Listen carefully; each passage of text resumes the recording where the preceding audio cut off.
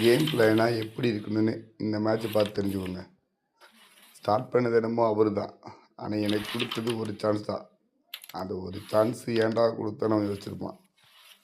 இதை ஹேக்கெல்லாம் இல்லைங்க, ஆட்டோ பிளேயெல்லாம் கிடையாது. Only pure talent. எல்லா மேட்சும் இதே மாதிரி ஆடுறதுனா கேட்டால் அது டவுட்டு தான். பட் இந்த மேட்ச் அந்த மாதிரி தான் ஆடியிருக்கேன். அவன் ஆப்போனண்ட்டில் மும்பை அரினா மேட்ச்சில் இந்த மாதிரி ஆடுறானே, இவன் ஹேக்கராக இருப்பானோ அப்படின்னு அவன் நினச்சிருப்பான். இதெல்லாம் வேறு யாருக்காக நினைக்கிறீங்க? சப்ஸ்கிரைபர்ஸ், அதாவது எனக்கு இருக்கிற 36 சப்ஸ்கிரைபர்ஸ், உங்களுக்காக மட்டும்தான் இது எல்லாமே.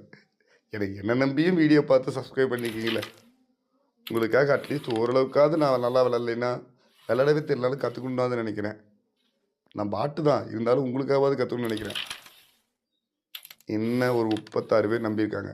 இந்த 36 பேர் கொடுத்த நம்பிக்கையில் இன்னும் எக்ஸ்ட்ராவாக நம்புவாங்க. ஸோ அதுக்காக கொஞ்சமாவது நான் விளாட கற்றுக்கணும்னு நினைக்கிறேன், விளாட்றேன். அப்படியே கொஞ்சம் லைக் பண்ணி சப்போர்ட் பண்ணிங்கன்னா, புதுசாக பார்க்குறவங்க சப்ஸ்கிரைப் பண்ணிங்கன்னா இன்னும் கொஞ்சம் என் டேலண்ட் இம்ப்ரூவ் பண்ணுறதுக்கு நல்லாயிருக்கும். நான் சத்தியமாக சொல்கிறேன், கேரம் பாஸ் வாங்க மாட்டேன், எதுவுமே வாங்க மாட்டேன், காசு செலவு பண்ணி எந்த இதுவுமே பண்ண மாட்டேன். ஏன்னா அந்த ஹேக் யூஸ் பண்ணி ஆடுறது எனக்கு விருப்பம் இல்லை. பியூராக ஆடணும்.